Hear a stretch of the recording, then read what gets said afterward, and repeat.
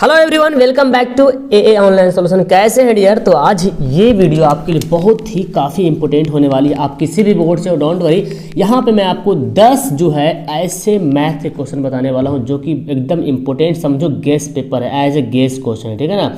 तो आपको ना इसको बनाना बहुत ज़रूरी है, बिकॉज ये सारा क्वेश्चन 2 नंबर का है। तो 10 क्वेश्चन बनाएंगे तो 10 दूना 20 नंबर का आपको एकदम यहाँ पे बन जाना है। तो आप एकदम ईमानदारी पूर्वक, अगर आपने वीडियो चालू किया है तो क्वेश्चन को ईमानदारी पूर्वक बनाएंगे खुद से, नहीं बनेगा तो वीडियो को आगे देखेंगे, तब जाके लगेगा कि हाँ कॉन्फिडेंस पैदा हो कि हाँ यार मैं जो है ना 20 नंबर आराम से बना सकता हूँ, 10 क्वेश्चन आराम से बना सकता हूँ, ठीक है ना, 2 नंबर वाला। तो एक कॉन्फिडेंस जागेगा। तो चलिए स्टार्ट करते हैं। पहली बार चैनल पे विजिट कर रहे हो तो चैनल को सब्सक्राइब करके ऑल वाला बटन पे दबाइएगा, आपके पास नोटिफिकेशन जाएगा, मैसेज जाएगा, ताकि आप जुड़ पाइएगा। ओके, चलिए सबसे पहले सवाल हमारे यहाँ पे दिया हुआ है, देखिए बहुत अच्छा सवाल दिया हुआ यहाँ पे। सवाल क्या बोलता है कि एक समद्विबाहु त्रिभुज है, ठीक है। कैसा त्रिभुज है? समद्विबाहु त्रिभुज है, और जिसका कोण जो है सी क्या है? समकोण है। सी जो है वो 90 डिग्री है। तो बोलता है क्या कि सिद्ध कीजिए कि AB² बराबर 2AC। अक्सर इस टाइप के क्वेश्चन में बच्चे फंस जाते हैं, तो हम इसको सॉल्यूशन करने वाले हैं यहाँ पे, ठीक है ना। चलिए हम यहाँ पे लिखते हैं सॉल्यूशन, इसका हम लिखते हैं हल। क्या बोल रहा है? पहले एक त्रिभुज बनाएंगे जो कि समद्विबाहु त्रिभुज होगा, और सी जो है 90 डिग्री बनेगा, यानी कि 90 डिग्री वाला हमको एक जो है त्रिभुज बनाना पड़ेगा, ठीक है ना, ट्राइंगल बनाना पड़ेगा। तो मैं यहाँ पे एक ट्राइंगल को यहाँ पे ड्रॉ कर लिया, इसका नाम दे दिया। अब सी जो है समकोण है, मतलब सी को लिखेंगे यहाँ पे, ठीक है ना। तो ए यहाँ पे डाल देते हैं और यहाँ पे बी डालते हैं।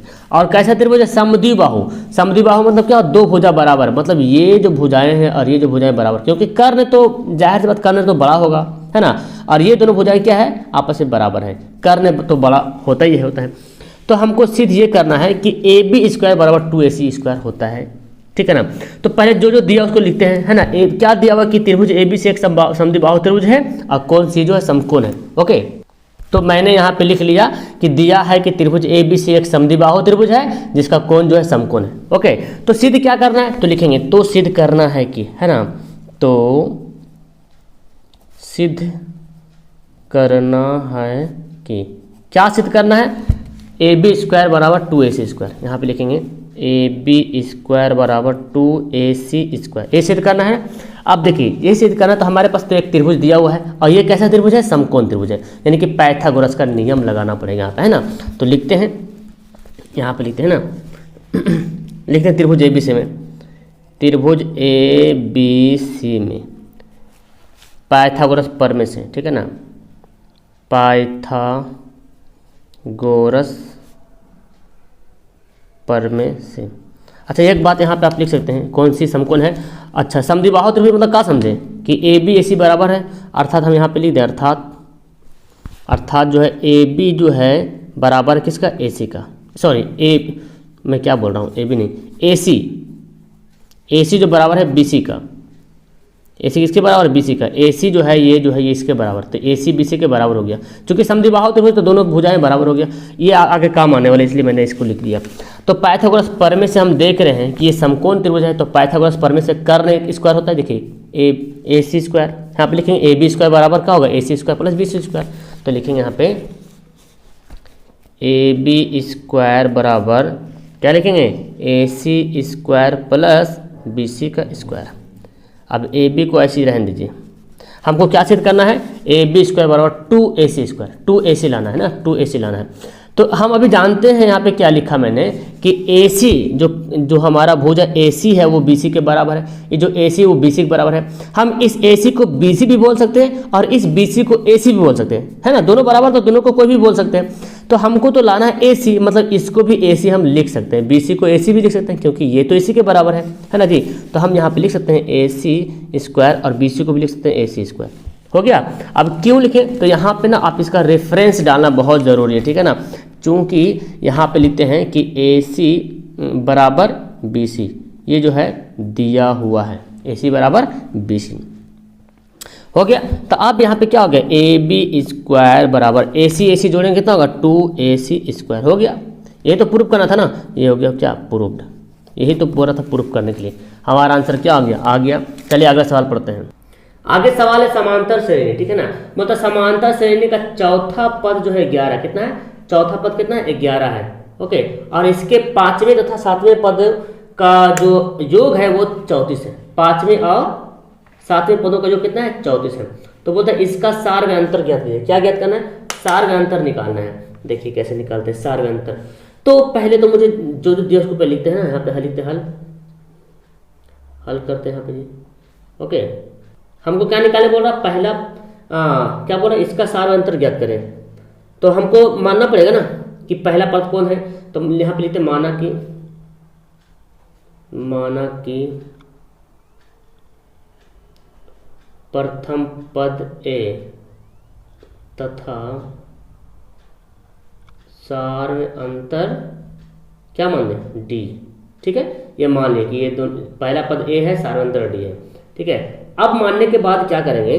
तो हमको देखिए सवाल यहाँ पे दिया, क्या दिया? पांचवें पद जो है, पांचवें तथा सातवें पदों का जो कितना है? 34 है ना। समांतर श्रेणी का कौन सा पद जो है? 11 है। तो पहले हमको समांतर श्रेणी ज्ञात करना पड़ेगा, तब निकालेंगे। बोला पांचवें तथा सातवें पदों का जो 34 है। पांचवें और सातवें पदों का जो कितना है? 34 है।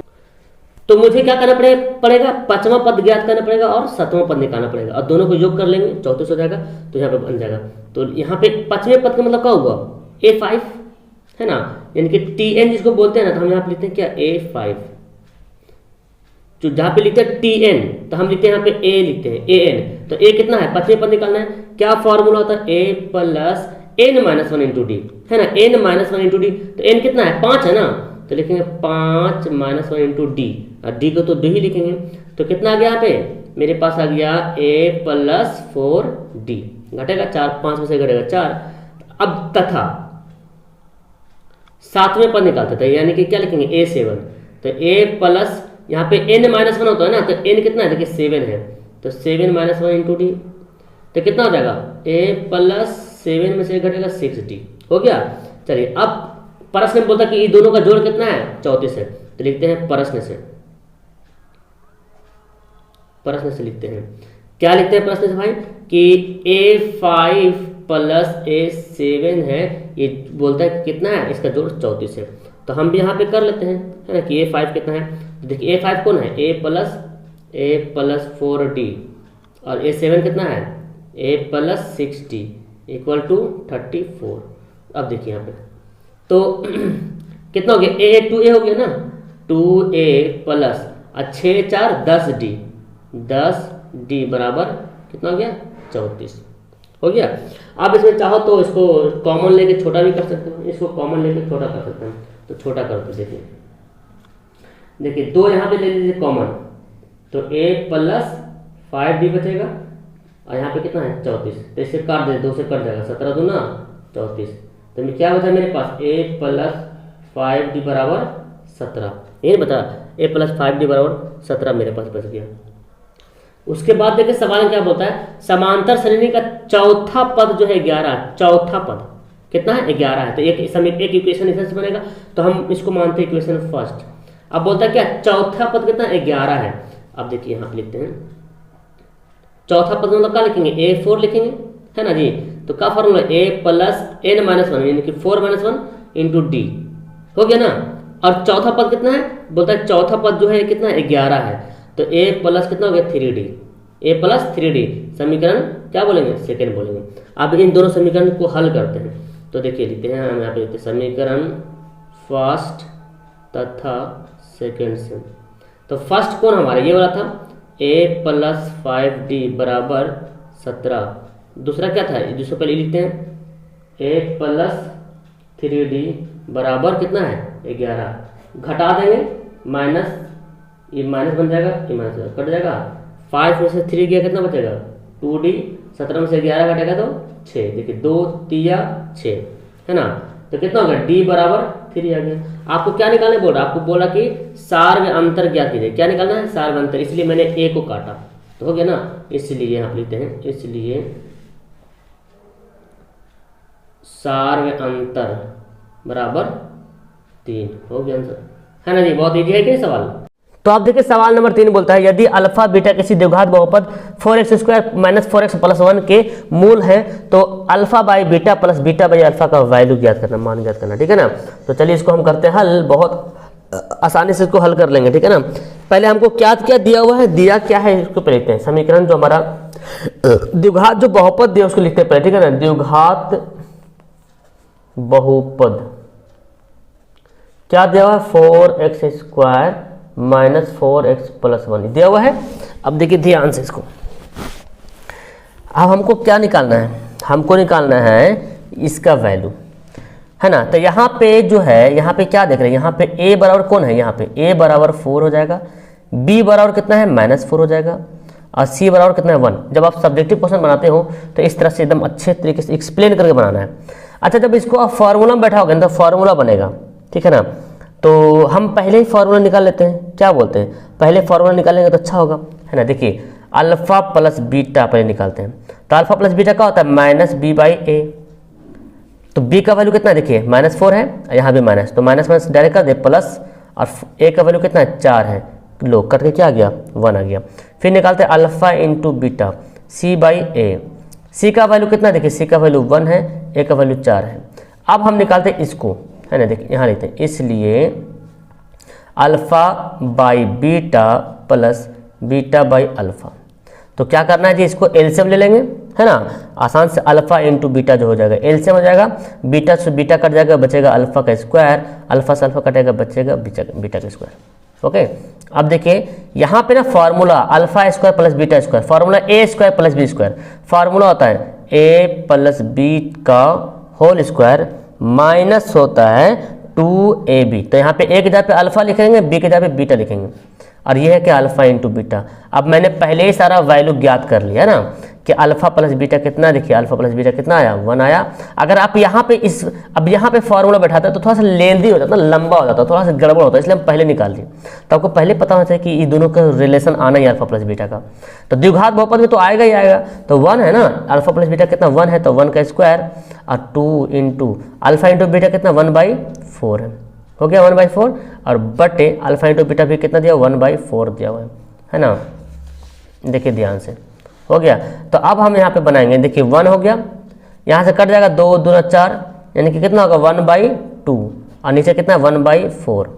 क्लियर है, इसको बनाना पड़ेगा यार। तो देखिए इसको भिन्न का जोड़ करेंगे, एलसीएम जैसे भिन्न का जोड़ कैसे करते हैं, तो 2 में से 2 एकम 2, 2 में से घटेगा तो 1/2 होगा, और यहाँ पे होगा 1/4। अब इसको भाग को पलट दो गुना में, तो 4 चल जाएगा ऊपर, 1 आ जाएगा नीचे, 2 दूना 4, यानी कि 2 हमारा राइट आंसर हो गया। क्लियर है। अब बोले सर ये कैसे गया, भिन्न का जोड़ करना है, एलसीएम ले लिया मैंने शॉर्ट में, और 2 में से 2 एकम 2 में से 1 घटा दिया, 1 में से 2 1/2 हो गया, है ना। और ये ऐसे ही रहा, इसको भाग को पलटे गुना में तो उलट गया, तो हमारा आंसर क्या आ गया 2 आ गया। समझ में आया सवाल, आगे पढ़ते हैं। बहुत ही लाजवाब सवाल, इस सवाल नंबर 4 है, ठीक है ना। चलिए तो हम इसको हल करते, देखिए क्या बोला गया, बोला गया समीकरण को हल निकालें, यानी कि x y का वैल्यू ज्ञात करना है। तो हमारे पास समीकरण क्या क्या दिया हुआ है, ax प्लस by बराबर a माइनस b, और दूसरा समीकरण क्या है bx माइनस ay बराबर a प्लस b। तो मुझे काटना पड़ेगा ना किसी को, तो एक ठो तो काटना ही पड़ेगा। तो इस समीकरण को करेंगे a से मल्टीप्लाई, नहीं सॉरी b से मल्टीप्लाई कर लेते हैं, और इस समीकरण को a से भी करते हैं, किसी से भी कर सकते हैं, कोई दिक्कत नहीं। अगर a से भी करते हैं तो e वाला करता, इसे करते तो e करता, खैर कोई हर्जा नहीं इसमें। चलिए तो मैंने, अगर आप a से भी गुना कीजिएगा, a इधर भी से तो भी सही आंसर आएगा, मैंने अब लिख दिया तो क्या करूँगा, है ना। अब देखिए हम यहाँ पे लिखते हैं, मल्टीप्लाई करते हैं b को इससे भी, यहाँ पे b लिखेंगे, यहाँ पे a, e के समीकरण फर्स्ट है, समीकरण सेकंड, गुना करेंगे तो b को करेंगे इससे तो क्या हो जाएगा abx हो जाएगा, प्लस b को इससे करेंगे तो b² y हो जाएगा, और b को करेंगे इससे तो क्या, इसको ऐसे लिखते हैं ab, देखो b को a से करेंगे ab, और b को b से करेंगे तो b का स्क्वायर। अभी देखो a को करेंगे इससे तो क्या हो जाएगा abx हो जाएगा, माइनस इसको करेंगे इससे तो क्या हो जाएगा a² y, a को a से करेंगे a² y हो जाएगा। अब देखो a को a से करेंगे तो a² प्लस a को b से करेंगे क्या होगा ab हो जाएगा। अब हम यहाँ पे, तो अब मैंने a को काटना है, इसलिए अब हमको घटाना पड़ेगा। तो जैसे घटाएंगे तो सबका साइन जो है बदल जाएगा, माइनस हो जाएगा प्लस, प्लस हो जाएगा माइनस, और भी प्लस हो जाएगा माइनस, तो ये दोनों खल्लास हो गए। अगर हम इसको गुना करते ना b से, अगर इसको हम a से गुना करते तो हमको ये सब इतना करने की जरूरत नहीं पड़ता। अब मेरे पास क्या आ गया, a का स्क्वायर y आ गया प्लस b का स्क्वायर y आ गया, और यहाँ देखिए ab प्लस में ab माइनस में कट गया। अब मेरे पास देखिए क्या आ रहा है, माइनस a का स्क्वायर बच रहा है, इधर भी क्या है माइनस b का स्क्वायर बच रहा है। यहाँ पे क्या करेंगे बाबू, यहाँ पे मैं करूँगा y ले लेंगे कॉमन, तो a square plus b square मेरे पास बचेगा। और यहाँ पे ले लो माइनस कॉमन, तो माइनस कॉमन लेंगे तो क्या बचेगा, a square plus b square, ये दोनों खल्लास, क्या बचा y बराबर -1। क्या हो गया, y बराबर -1। अब हम लिखेंगे y का मान समीकरण फर्स्ट में रखने पे, है ना, तो y का मान समीकरण फर्स्ट में रखने पर, फर्स्ट समीकरण कौन है, ये वाला था, है ना, ax प्लस बी वाई बराबर a माइनस बी। तो यहाँ पे लिखते हैं, सॉरी यहाँ पे है ना, ax प्लस बी वाई बराबर a माइनस बी, ये था ना समीकरण फर्स्ट। देखिए ax प्लस बी वाई बराबर a माइनस बी, तो y का वैल्यू कितना आया हमारे पास, ax प्लस रहने दो, y का वैल्यू -1 आया ना, तो यहाँ सॉरी b रहेगा यहाँ पे और -1 और a माइनस बी। देखिए जी, तो ax हो गया प्लस माइनस b हो गया, यहाँ पे क्या है a माइनस बी। अब मुझे क्या करना है, यहाँ पे, तो यहाँ पे देख रहे हैं ना आप, b इधर भी माइनस में, इधर भी माइनस में, तो इसको इधर ले जाएंगे तो प्लस बन जाएगा, तो जाहिर सी बात कट ही जाने वाला है, ले जाएंगे तो कट जाएगा, इसलिए पहले मैं काट देता हूँ। तो मेरे पास बचा क्या, मेरे पास बचा ax, इधर क्या बचा, a बचा, तो a से a भी कट गया, तो x से बराबर क्या गया 1, इसलिए x से बराबर 1, y बराबर -1। ये हो गया हमारा राइट है। बहुत इंपॉर्टेंट सवाल है डियर, इसको एकदम नोट करके रखना। तो देखिए ये सवाल बहुत ही इंपॉर्टेंट सवाल है कि बहुपद है, त्रिघात बहुपद है, क्योंकि सबसे बड़ा घात 3 है, इसलिए त्रिघात बहुपद है।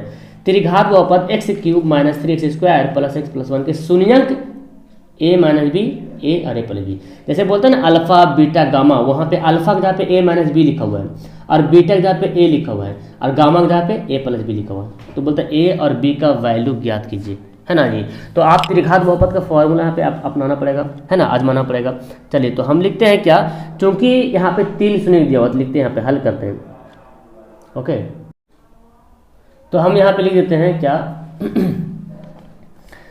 चूंकि शून्यंक, है ना, शून्यंक दिया हुआ है, चूंकि देखिए a माइनस बी ये हो गया, और a तथा a प्लस बी क्या है, शून्यंक है। ओके, शून्यंक लिख दिया मैंने, शून्यंक है। अब हमको क्या करना है, जैसे निकालते हैं ना शून्यंकों का योग, उसी तरह के यहाँ पे लिखेंगे, इसलिए शून्यंकों का योग क्या फॉर्मूला होता है, अगर हम देखा जाए फॉर्मूला में alpha plus beta plus gamma, ये होता है ना, alpha plus beta plus gamma. तो अल्फा के जहाँ पे कौन है, a प्लस बी है, सॉरी a माइनस बी है, alpha plus beta plus gamma बराबर क्या होता है, alpha plus beta plus gamma formula क्या होता है, -b/a। क्या होता है, -b/a। अब b के जहाँ पे क्या लिखा हुआ है, देखिए b के जहाँ पे ये लिखा हुआ है, फॉर्मूला पे लिखते हैं -b/a। तो b कितना है, ये है b, तो माइनस है ना, और माइनस है, तो माइनस में प्लस हो गया, और a कितना है, 1 है। अब यहाँ देखिए एक b यहाँ, एक b यहाँ, घटाओ और जोड़ में कट गया, तो मेरे पास कितना, 1 2 3, 3a बराबर 3 आया, 3 3 कट गया, a का वैल्यू कितना आया, 1 आया, है ना, बहुत आसान। अब क्या निकालते हैं, अल्फा तथा बीटा, अल्फा बीटा का गुणनफल तथा शून्यंकों का गुणनफल निकालते हैं। अब शून्यंकों का लिखा नहीं रहा सही से, ठीक है ना, गुणनफल, थोड़ा सा हाथ बज रहा है मेरा। तो शून्यंकों का गुणनफल का फॉर्मूला क्या होता है, alpha into beta into gamma, ये होता है ना, alpha into beta into gamma. तो अल्फा के जगह पे क्या लिखेंगे, a minus b, alpha into, है ना, तो इंटू क्या है, इंटू बीटा इंटू गामा, यानी कि a प्लस बी। क्या होता है, alpha into beta into gamma का फॉर्मूला होता है -d/a। क्या होता है, -d/a होता है, ठीक है ना, ये होता है ना, -d/a होता है। अब देखो मुझे क्या करना है, यहाँ पे फॉर a को साइड कर दो, यहाँ देखिए a minus b, a plus b, क्या फॉर्मूला बनेगा, a² - b², ऐसे कर लिया, a को मैंने साइड कर दिया, और यहाँ पे a minus b, a plus b formula होता है ना, a minus b, a plus b जो होता है फॉर्मूला होता है। तो मुझे करना क्या, यहाँ पे मैंने यहाँ पे लिख दिया। अब यहाँ पे देखिए d कितना है भाई, अब d देखना पड़ेगा, d कितना है, तो देखिए d, ये d कितना है, 1 है, -1, और a कितना है, 1, दोनों 1 आ रहा, ठीक है। तो हमको पता चल गया है, और a का वैल्यू निकल गया, तो ये आ गया। तो जहाँ पे a का वैल्यू आया 1, ये a के जगह पे 1 बैठाते हैं, 1 का स्क्वायर माइनस बी का स्क्वायर बराबर -1। तो ये 1 से गुना करो या ना करो उससे क्या दिक्कत है, 1 माइनस बी का स्क्वायर बराबर -1। तो ये जो है 1 जो इधर चल जाएगा है ना, 1 कहाँ चल जाएगा, इधर चल जाएगा। देखिए यहीं पे बनाते हैं, b square minus b square है, ठीक है ना, माइनस बी स्क्वायर बचेगा।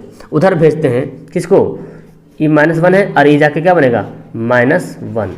तो माइनस बी स्क्वायर बराबर -2, माइनस कट गया तो बी बराबर क्या हो जाएगा +-√2 है ना हमारा। तो ए का वैल्यू आ गया 1 और बी का वैल्यू आ गया इतना, तो लिखते हैं इसलिए ए बराबर 1 और बी बराबर +-√2। ये हमारा क्या हो जाएगा, आंसर हो जाएगा। समझ में आया आपको? तो बहुत इंपॉर्टेंट सवाल था ये, ओके, इसको मिस नहीं करना है, बनाने की कोशिश करना। चलिए हम आगे सवाल पढ़ते हैं। अब ये जो सवाल मेरे पास आया ना, बहुत इंपॉर्टेंट त्रिभुज वाला सवाल होता है कि समबाहु त्रिभुज ABC की प्रत्येक भुजा A है, तो सिद्ध करना है कि त्रिभुज का शीर्ष से लंब √3/2 गुना भुजा होता है। तो आपको पता है फार्मूला भी होता है समबाहु त्रिभुज का, लंबाई का फार्मूला निकालने को होता है √3/2 गुना भुजा। ये सिद्ध करना हमको लाना है, कैसे सिद्ध करेंगे जी, देखिए यहाँ पे बहुत अच्छा सवाल है जी। तो पहले तो मुझे समबाहु त्रिभुज बनाना पड़ेगा है ना, तो हम एक जो है समबाहु त्रिभुज बनाते हैं।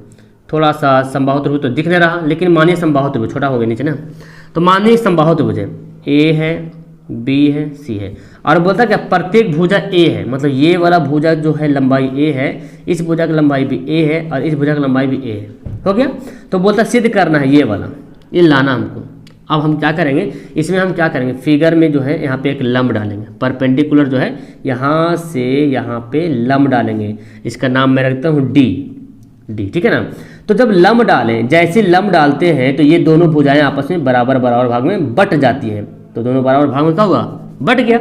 मतलब ये यहाँ से यहाँ तक जो भुजा है वो ए था, तो बटेगा तो क्या हो जाएगा a/2 और a/2, यानी कि a का आधा हो जाएगा ना। जैसे मान लें कि यहाँ से यहाँ तक 10 है तो 5 होता है ना, तो उस तरह से यहाँ से यहाँ तक a है, तो ये जब लंब डालें तो यहाँ से दोनों बराबर भाग में बट गया, तो a का आधा करेंगे तो आधा इधर आधा इधर, हो गया ना।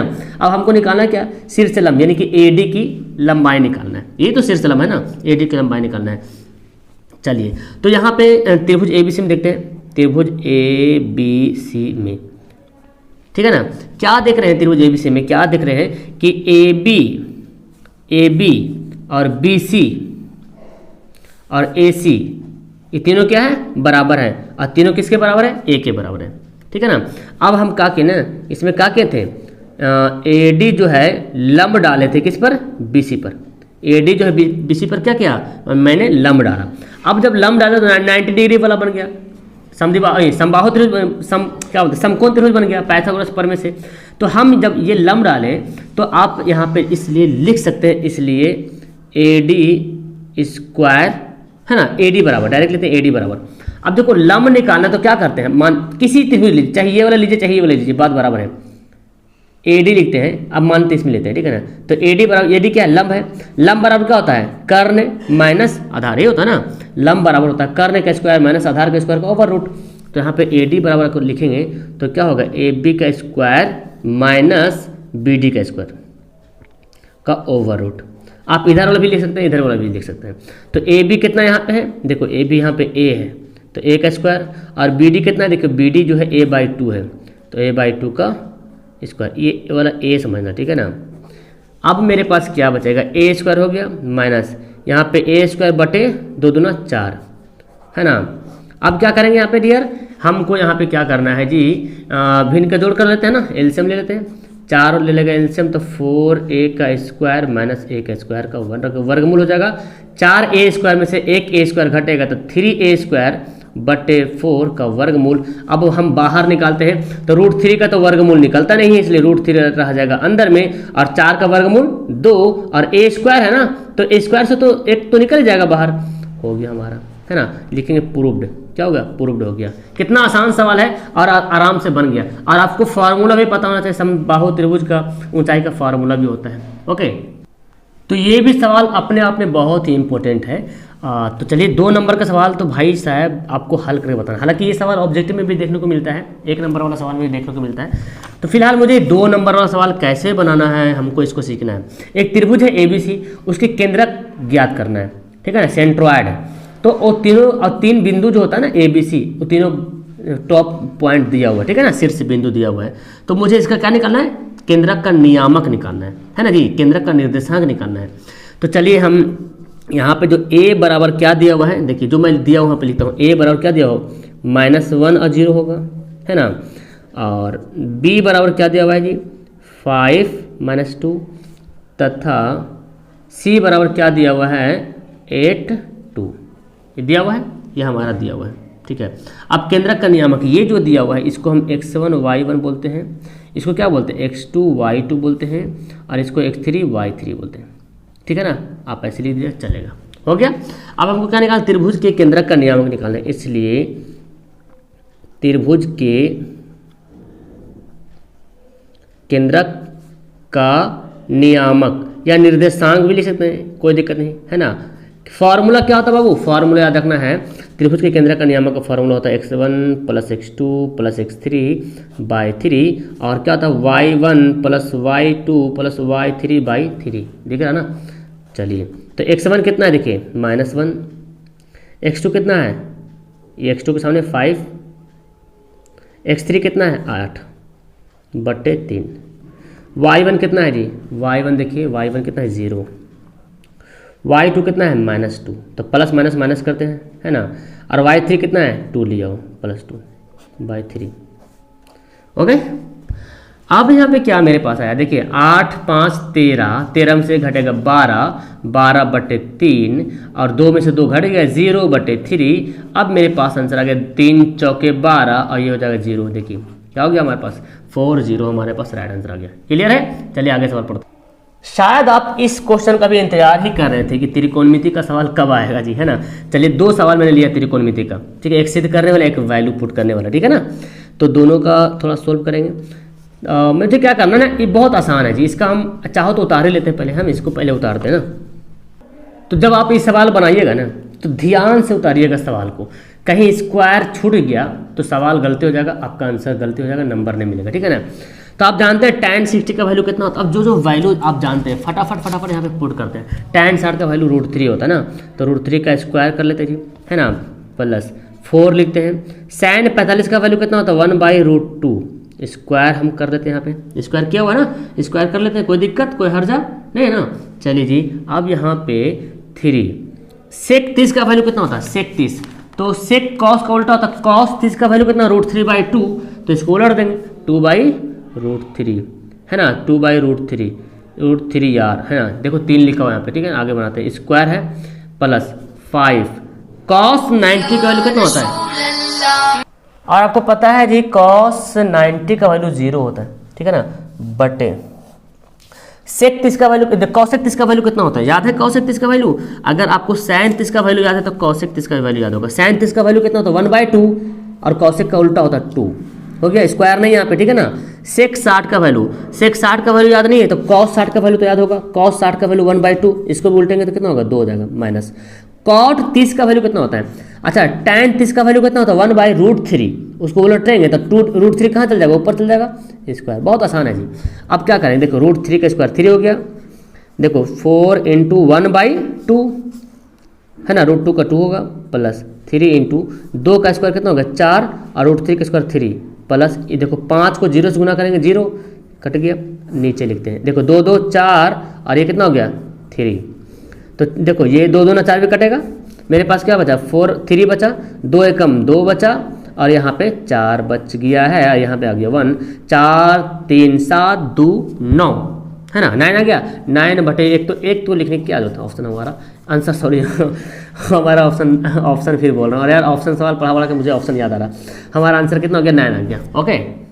तो ये है आपके लिए बहुत मजेदार वाला सवाल, सिद्ध करेंगे, त्रिकोणमिति सवाल है, tan A + tan B बटे cot A + cot B बराबर tan A × tan B, है ना, ये सिद्ध करना है।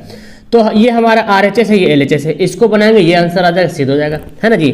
चलिए तो हम यहाँ पे करते हैं, इसका सॉल्यूशन करते हैं, है ना, हल करते हैं।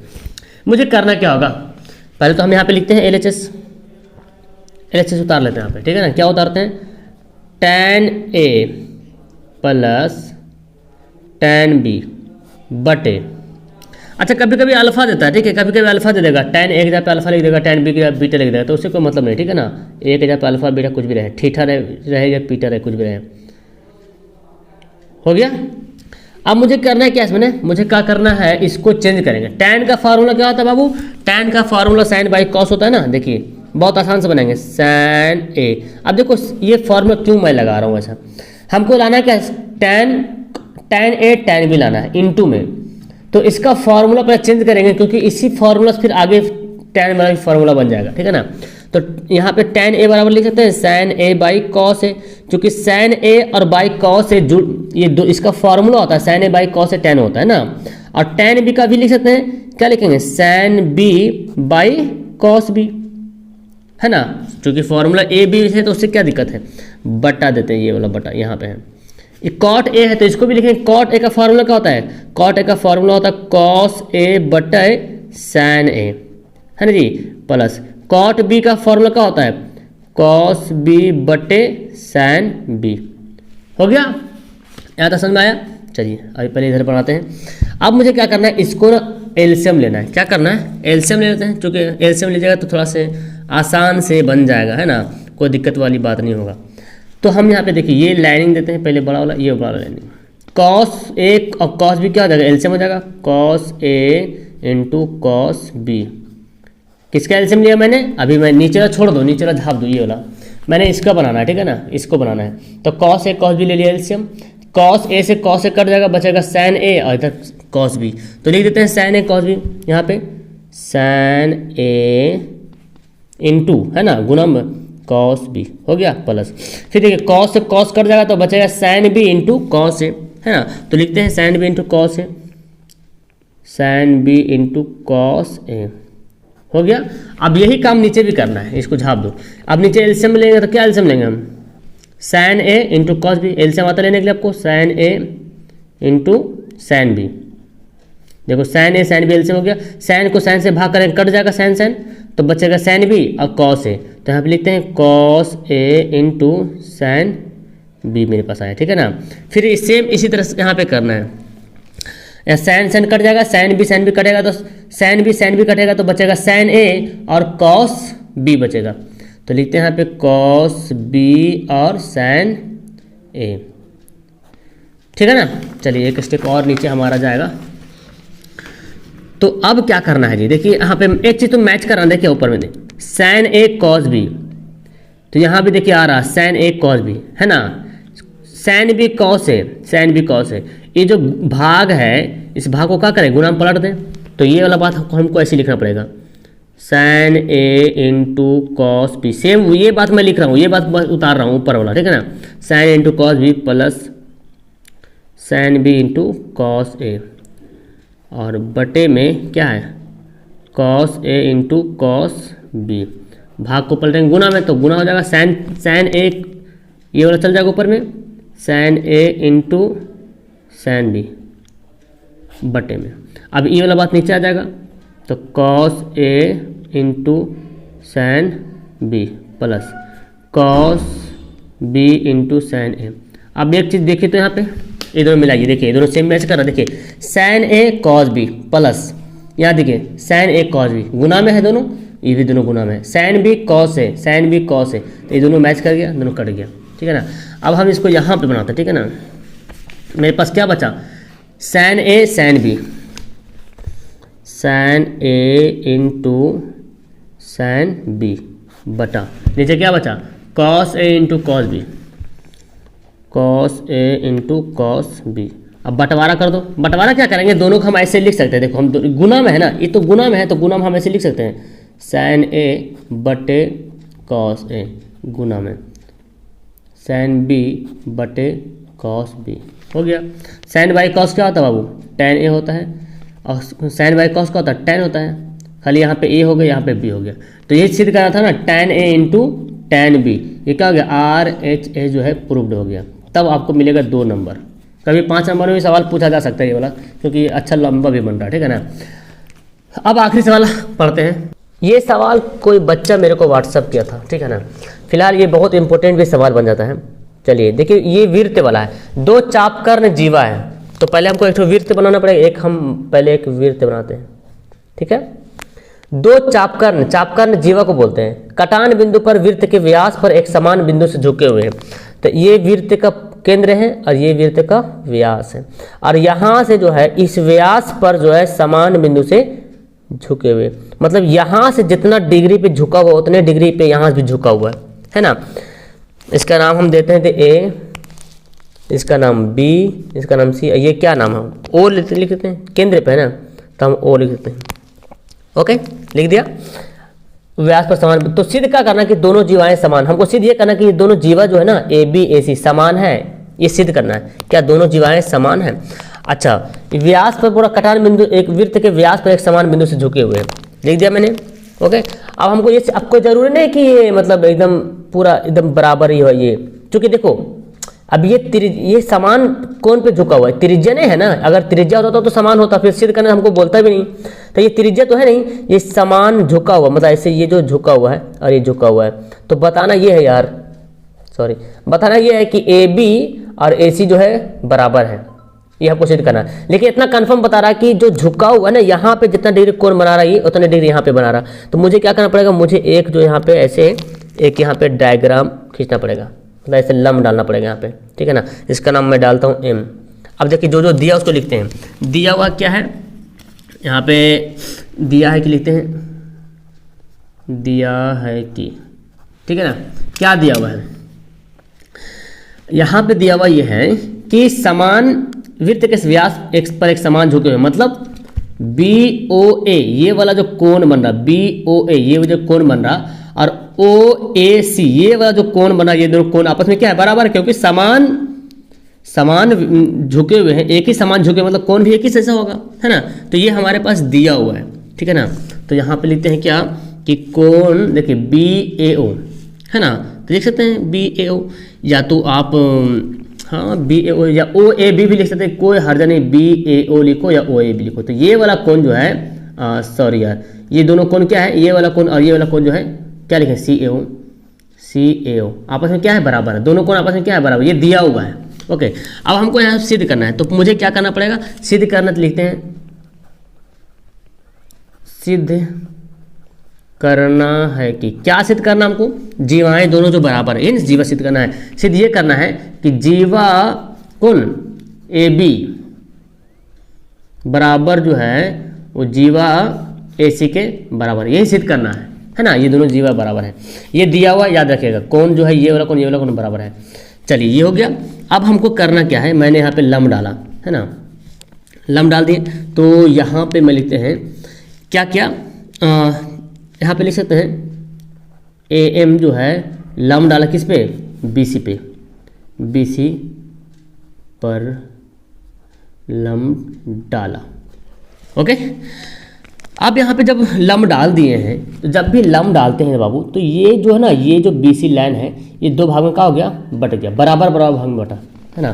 तो इसलिए क्या हो गया, हम क्या लिख सकते हैं, बी एम बराबर हो गया एम सी, देखिए, या एम बी भी बोल सकते हैं, बी एम एम सी के बराबर हो गया ना, या एम बी बोल सकते हैं, बराबर हो गया। अब हमको दो त्रिभुज यहाँ पर बन रहा है, एक तो देखिए बड़ा त्रिभुज, एक बड़ा त्रिभुज बन रहा है, ए एम एक छोटा त्रिभुज मानते हैं, एक तो बड़ा त्रिभुज लेते हैं, एक छोटा त्रिभुज मिलते हैं। ए एम बी देखिए, ए एम बी एक इधर हो गया, और ए सी एम दो त्रिभुज हो रहा है ना, ए एम बी और ए एम सी या ए सी एम जो भी लेना है वो दोनों त्रिभुज लेंगे, और दोनों की सर्वांग समता यहाँ पे हाँ सर्वांग समता सिद्ध करेंगे। तो लिखते हैं, इसलिए त्रिभुज क्या लिखें, दो त्रिभुज है ना, ए एम बी नहीं दिख रहा, तथा त्रिभुज ए एम सी में हो गया, दो त्रिभुज हो गया। अब दो त्रिभुज में देखिए क्या क्या चीज़ हमको सिद्ध, सर्वांग समता सिद्ध करना है। सर्वांग समता सिद्ध करेंगे तो कोण भुजा कोण से सिद्ध होता है, या तीनों कोण बराबर होगा तो भी सिद्ध हो जाएगा, है ना जी। तो सबसे पहले तो हमारा ये तो दिया हुआ है, एक कोण हमारा क्या है कि दिया हुआ है ना, तो लिखते हैं क्या, कोण बी ए ओ बराबर कोण सी ए ओ, ये दिया हुआ था, देखिए बी ए ओ यानी कि बी ए ओ ये वाला कोण, और क्या लिखें सी ए ओ ये वाला कोण क्या है बराबर है। तो यहाँ पे लिखते हैं क्या, ये जो मैंने लिखा है तो हो गया क्या, दिया है। ओके, रेफरेंस देना पड़ेगा। उसके बाद देखिए भुजा मिलेगी। अब जब जैसे लंब डालें तो एम बी और एम सी क्या हो गया, बराबर हो गया, है ना जी। एम बी और एम सी क्या हो गया, आपस में बराबर हो गया। तो ये तो भुजा है। अच्छा, तो हमको उभयनिष्ठ हमको कॉमन मिलाना है, देखिए तो यहाँ पे देखिए AM जो भुजा है AM, देख रहे हैं ना AM, ये जो AM है ये BAM त्रिभुज के लिए भी है और CAM के लिए भी, दोनों त्रिभुज के लिए AM जो है उभयनिष्ठ कॉमन है। तो यहाँ पे लिख सकते हैं कि AM जो है बराबर AM है, मतलब AM के आपस में बराबर है। क्या है ये भाई? उभयनिष्ठ है, उभयनिष्ठ है। अच्छा, इसके अलावा आप ये भी सिद्ध कर यहाँ पे लिख सकते थे कि MB MC के बराबर है, ये भी दोनों बराबर है, ठीक है ना। चलिए अब एक कोण और, तो हमारा पास कोण हो गया, भुजा हो गया, एक कोण और चाहिए हमको। देखिए तो एक कोण, अच्छा यहाँ पे जो देख रहे हैं ये जो जब हमने यहाँ पे लंब डाला तो यहाँ पे 90 डिग्री का कोण बनता है ना जी। मतलब इस त्रिभुज में भी 90 डिग्री का कोण बन रहा और इधर भी बन रहा। मतलब ये हुआ कि AMB और AMC जो है दोनों जो है 90 डिग्री का हो रहा है ना। तो लिख देते हैं AMB कोण AMB बराबर कोण AMC, ये क्या हो गया? 90 डिग्री। तब मेरे पास कोण भुजा कोण, इसलिए एंगल सैड एंगल से त्रिभुज, अब दोनों त्रिभुज का हो गया समरूप हो जाएगा, सर्वांगसम हो जाएगा, दोनों त्रिभुज का हो जाएगा सर्वांगसम हो जाएगा। हाँ जी हो गया। तो हम लिखते क्या? त्रिभुज AMB, देखिए हम जो लिखा था त्रिभुज, कौन कौन त्रिभुज था? ये वाला ना, त्रिभुज AMB। यहाँ पे लिखते हैं त्रिभुज AMB जो है सर्वांगसम हो गया त्रिभुज AMC। जब सर्वांगसम हो गया है, जब दो त्रिभुज जब सर्वांगसम हो जाता है तो उसकी सभी भुजाएं जो है क्या होती है? बराबर होती हैं। जब दो त्रिभुज सर्वांगसम हो जाएगी तो सभी भुजा, ये भुजा भी बराबर, ये भुजा बराबर, ये इसके बराबर, ये इसके बराबर, ये दोनों सब बराबर, कोण भी बराबर।